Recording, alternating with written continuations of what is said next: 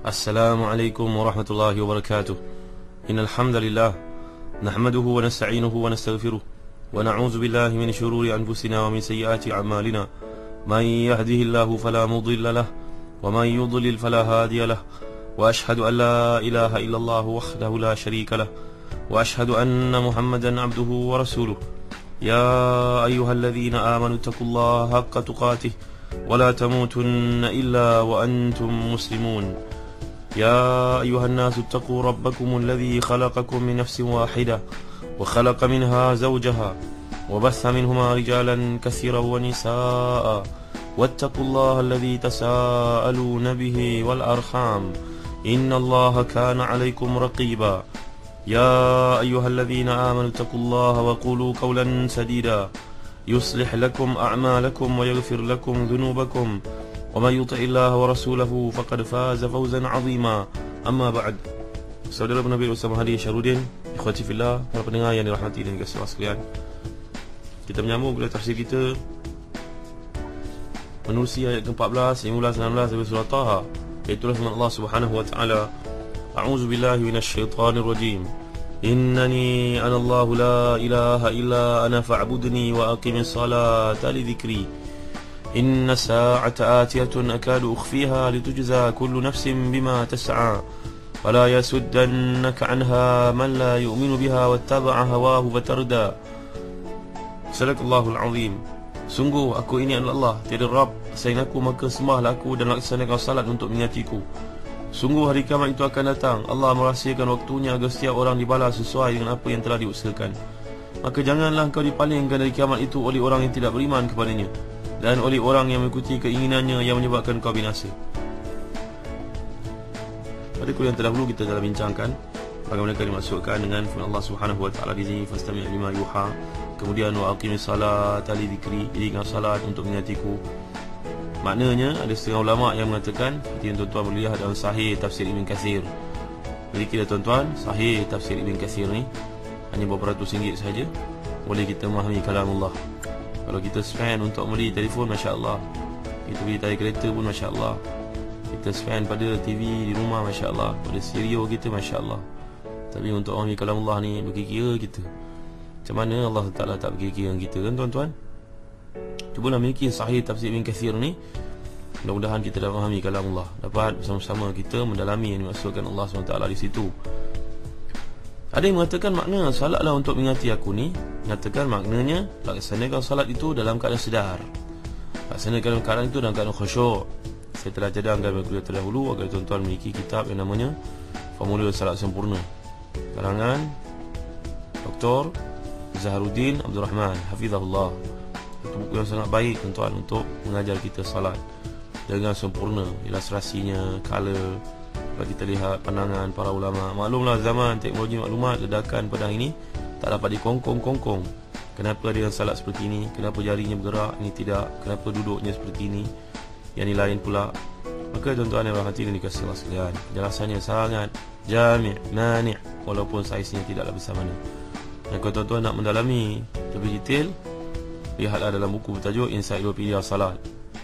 Buku Ensiklopedia Salat ni telah pun ditulis oleh panel penulis dan disokong, dikaji, diendorsekan oleh Syekh Datuk Haji Mat Hashim Yahya Hafizahullah. Jadi Ensiklopedia Salat ni adalah satu buku yang amat wajar dimiliki di samping Formula Salat Sempurna untuk mengajar kita, menunjukkan kepada kita kesempurnaan salat dalam rujukan rumah tangga Muslim, Baitul Muslim. Ada pula yang mengatakan bahawa salatlah kamu dalam keadaan khusyuk, ingat kepadaku. Maknanya di sini tuan-tuan rahmati dan dikasihi Allah sekalian, memenuhi segala kriteria salat yang sempurna. Itu sebab ada sebuah hadis riwayat Anas dalam Musnad Imam Ahmad daripada Rasulullah SAW telah pun bersabda, "Idza raqada ahadukum anis salah aw ghafala anha falyusalliha idza dzakaraha fa inna Allah Ta'ala yaqul aqimis salata li dzikri." Jika salah seorang kamu tertidur sampai tertinggal mengerjakan salat atau lupa daripadanya, maka hendaklah dia melaksanakan salat itu bila diingat. Ini dimaksud kamu aqimis salata li dzikri. Ingat kerjakan salat itu bila kamu sedar, kamu ingat. Sungguhnya Allah telah berfirman dalam firman-Nya, menerusi surah yang sedang kita bincangkan, aqimis salata li dzikri. Ini sebahagian daripada hadis. Dirikan salat untuk mengingatiku. Itu juga ada sebuah hadis sahih riwayat Bukhari Muslim, juga daripada Anas bin Malik radhiyallahu anhu. Nabi pernah bersabda, "Man nama an salatin aw nasiyaha fa kaffaratuha idza dzakaraha la kaffarata laha illa dzalik." Sesiapa yang tertidur sampai salatnya tertinggal atau dia terlupa untuk melaksanakan salat, maka kafara dendanya adalah melaksanakan salat itu bila diingat. Tiada kafara lain selain daripada itu. Kalau tuan-tuan memiliki satu buku kecil yang namanya Remeh-Temeh tentang salat pun sangat bagus. Buku Remeh-Temeh tentang salat, tulisan Ustaz Muhammad Nizam bin Abdul Qadir hafizahullah. Dia menyenaraikan soalan-soalan popular yang biasa orang tanya dalam kehidupan ni, macam-macam. Saya dahulu lalai, lepas tu nak taubat, apakah saya kena ulang balik semula salat dikerjakan. Hari tu saya salat dengan imam punya kain koyak pula. Saya pun tak kerti nak tegur macam mana. Satu hari kami sembahyang subuh, imam tertinggal kunut. Kita turun ke bawah, tiba-tiba dia reverse balik kepada rukuk untuk kunut. Apa kedudukan sembahyang. Ini perkara-perkara yang kita kena faham, tuan-tuan. 3 buah buku tentang salat ni sangat baik untuk kita miliki. Formula salat sempurna, Encyclopedia Salat, dan Remeh-Temeh tentang salat. Milikilah buku-buku ni dalam koleksi buku-buku kutub khana di rumah kita. Kemudian Allah nyatakan, inna sa'ata atiyah, sungguhnya hari kiamat itu akan datang, pasti berlaku. Akadu fiha, aku merahsiakan. Satu riwayat daripada Dhahhak daripada Ibn Abbas radhiyallahu anhuma, bahawa dia membacanya dengan bacaan akadu fiha min nafsi. Ini juga bacaan Ubay bin Ka'ab, bahawa kalimah yang menunjukkan akadu fiha ni nyaris aku merahsiakan waktunya daripada diriku sendiri. Jadi tuan-tuan, perkataan akadu ni merujuk kepada nyaris, supaya hari kiamat itu memang merupakan satu benda yang sangat confidential, sangat rahsia. Kiamat ni tak tersembunyi daripada Allah, tuan-tuan, tapi ni satu uslub bahasa Arab. Kalau kita belajar bahasa Arab, perkataan akadu fiha maknanya seolah-olah merujuk kepada satu benda yang sangat rahsia dan tidak boleh diberitahu kepada sesiapa pun. Ali bin Abi Talha menuturkan daripada Ibn Abbas radhiyallahu anhu, aku merahsiakan waktunya, aku tidak memberitahu kepada sesiapa pun, hanya aku sahaja yang tahu. Dulu surah Al-A'raf pernah kita bincangkan, thaqulat fis samawati wal ard la ta'tikum illa baghtah. Kiamat ini sangat berat bagi makhluk yang berada di langit dan bumi. Tidak ada yang akan datang kepadamu, dia tidak akan datang kepadamu melainkan dengan tiba-tiba. Jadi pengetahuan tentang kiamat ni satu benda yang sangat berat, yang senang disembunyikan oleh Allah SWT. Tujuannya apa, tuan-tuan? Litujza kullu nafsin bima tas'a, agar setiap orang dibalas sesuai dengan apa yang telah diusahakan. Maksudnya, pasti aku laksanakan supaya aku dapat balas setiap individu sesuai dengan amal yang dikerjakan. Dulu kan kita dah bincang dengan surah Az-Zalzalah, faman ya'mal mithqala dzarratin khairan yara wa man ya'mal mithqala dzarratin syarran yara. Siapa yang buat kebajikan walaupun sebesar zarah, maka akan dibalas. Siapa yang mengerjakan kejahatan sebesar zarah sekalipun, ia akan dibalas. Jadi tuan-tuan yang dimuliakan Allah sekalian, inilah dia yang dikehendaki Allah, ditujza kullu nafsin bima tas'a, agar setiap orang dapat dibalas sesuai dengan apa yang dilakukan olehnya. Kalaulah hari kiamat ni telah diberitahu, tuan-tuan, kepada manusia, maka hidup ni akan jadi satu benda yang membosankan. Kenapa, tuan-tuan? Tiap hari kita dengar rompakan berlaku, maksiat berlaku, pembunuhan berlaku. Kenapa? Kerana pembunuh, perompak, pencuri ni semua melakukan habis-habisan. Dia tahu kiamat berlaku lagi 5 bulan contohnya. Dia buat jahat 4 bulan setengah, tinggal 2 minggu masing-masing penuh maksiat lah, tuan-tuan. Jadi itu tujuannya Allah SWT nak kita faham bahawa aku menyembunyikan keadaan ni. Kalau kita belajar bahasa Arab, tuan boleh mikir kamus yang namanya kamus Al-Farid, kamus Al-Aziz, kamus kedua, kamus yang baik, tuan, untuk kita membahas Al-Quran Karim, menggambarkan dekat, hampir terjadinya satu benda yang diberitakan. Dengan demikian, apa yang diberitakan tu belum ataupun lama lagi terjadi, maka semua orang akan takut. Tuan dimuliakan Allah sekalian, janganlah kita pandang kada ya kadu ni makna dekat sangat. Macam kita biasa menggunakan bahasa, hampir-hampir dia jatuh, sebaik saya selamatkan.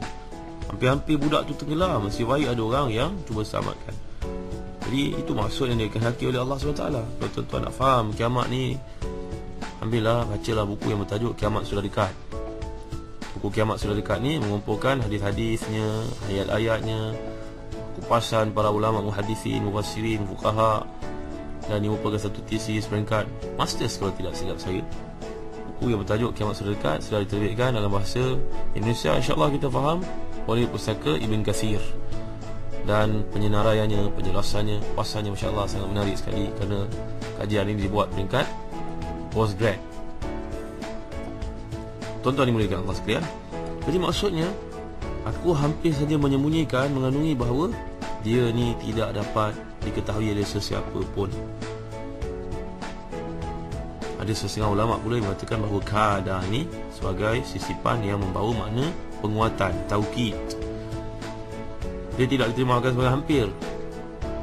Jadi maksud akadu ukhfiha ni maknanya pengukuhan, aku tidak menunjukkan kepada siapa, aku tidak menjelaskan kepada siapa, aku menyembunyikannya sehingga dia datang. Tuan-tuan dimuliakan sekalian, ada yang berpendapat bahawa hamzah yang terdapat pada perkataan ukhfiha berfungsi sebagai penafian, penghilangan. Sehingga kata ukhfiha ni bukan bererti merahsiakan atau menyembunyikan, tapi makna menghilangkan kerahsiaan kerana tak ada siapa pun dapat mengetahui. Jadi tuan-tuan dan hadirin dikasihi Allah sekalian, pendapat ketiga mengatakan bahawa maksud sini aku hampir saja merahsiakan dan tidak membicarakan lagi persoalan kiamat, kerana membicarakan ataupun tidak tak beri apa-apa manfaat kepada orang-orang kafir. Kerana lagi dia beritahu, lagi dia mengejek. Mata sa'ah, bila kiamat tu berlaku, lagi dia nak mempelecehkan, memainkan Nabi Muhammad SAW. Jadi manfaatnya kurang. Beritahu ke tak beritahu kan, tetap akan dapat cemohan daripada golongan kufar ini. Ini merupakan pandangan-pandangan yang dikemukakan oleh Ibn Ashur dan tafsirnya Tahrirut Tanwir. Jadi apa pun makna yang terpilih di sini, tuan-tuan, yang jelas pasti bahawa pengetahuan manusia tentang hari tersebut sangatlah terbatas. Itu pun hanya berdasarkan kepada informasi yang disampaikan oleh Allah Subhanahu Wa Taala. Jadi tarikh kiamat ini merupakan satu perkara ghaibiyat. Perlulah disedari, seperti yang ditulis oleh Syekh Qutb, bahawa ghaib adalah satu benda yang sangat diperlukan oleh manusia, yang memang timbul dalam rasa di manusia. Perasaan tersebut memang ada. Kalaulah semua benda ini terbuka, diketahui, maka terhentilah aktiviti manusia ni dan semua hidup akan jadi membosankan, tuan-tuan. Manusia tidak lagi takut untuk melakukan kejahatan. Manusia tidak akan lagi takut untuk melakukan maksiat, kerana dia tahu tarikh kiamat belum lagi sampai. Sama juga dengan kematian. Kalau kematian itu dia juga beritahu, maka semua manusia buat maksiat sampai habisan. Jadi tahu nanti dia tinggal setengah hari lagi, dia bertaubat lah, dia pergi ke masjid lah, dia kata nak mati dalam masjid. Maka tuan-tuan yang dirahmati dan dikasihi Allah sekalian, kerana itu dia sentiasa menjadi satu rahsia, dan kerahsiaan ini saja menjadi benteng kepada manusia daripada melakukan perkara yang derhaka kepada Allah SWT. Kejahilannya ataupun tidak tahunya terhadap tarikh kiamat itu menyebabkan dia makin waspada, dia mempersiapkan diri dengan amal saleh. Ini selari dengan maksud hadis Nabi sallallahu alaihi wasallam, al-kayyisu man dana nafsahu wa amila lima ba'da al-maut, wasyaqiyyu man atba'a nafsahu hawaha wa tamanna 'ala Allah al-amani. Orang yang berakal, yang saleh, dia mengendalikan nafsunya, dia menghitung dirinya, dia melakukan segala amalan, dilihat bagaimana akaunnya ke akhirat nanti.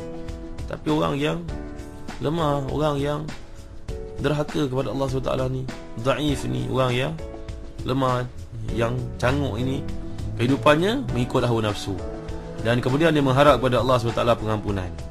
Hadis ini tuan-tuan yang dimuliakan sekalian merupakan hadis Tirmizi, menerusi sahabat namanya Shaddad bin Aus radhiyallahu anhu warḍah. Kemudian datang ayat yang berikut, tuan-tuan yang dimuliakan Allah sekalian, fala yasuddannaka anha man la yu'minu biha wattaba'a hawahu fatarda. Maka sekali-kali janganlah engkau palingkan darinya oleh orang yang tidak percaya kepada kiamat dan mengikuti hawa nafsunya, sehingga kehidupan engkau pun menjadi binasa. Ayat ini memberi pada kita maklumat, sebenarnya siapa pun yang berakal tidak akan menolak kewajipan hari kiamat ni akan berlaku. Kerana akal manusia yang sihat tetap akan mengatakan bahawa kiamat ni pasti berlaku. Kalau tak, takkanlah manusia buat jahat yang lepas di dunia pada hari ini, lepas begitu saja. Di mana keadilan? Di mana fitrah? Fitrah akan mengatakan kamu lepas dari sini tapi tak selamat di sana, tuan-tuan. Setiap manusia akan merasakan seperti itu. Bahkan orang yang lepas di dunia ini pun akan dihantui oleh rasa bimbang dalam diri itu bahawa dia akan dibalas oleh Allah. Ini namanya fitrah. Siapa saja. Itu sebab antara bahasa psikologi yang sangat ditakuti, your heart knows better, kan tuan-tuan? Hati kamu lebih tahu. Kata begitu kepada orang yang buat masalah, dia lepas, dia akan rasa memanglah aku akan kena juga satu masa nanti. Tak di sini, di sana, tuan-tuan. Innama nu'akhiruhum liyawmin tashkhasu fihi al-absar. Kami tangguhkan perkara tersebut kepada hari yang terbeliak biji mata menghadapi kesusahan pada hari tersebut nanti. InsyaAllah perkara ini akan kita huraikan dan kuliah akan datang. Semoga Allah beri kepada kita manfaat, kefahaman terhadap apa yang dibincangkan ini. Allahu a'lam wa sallallahu ala sayyidina Muhammad wa ala alihi wa sahbihi wa baraka wa sallam. Walhamdulillahi rabbil alamin. Wa barakallahu fikum. Wassalamu alaikum warahmatullahi wabarakatuh.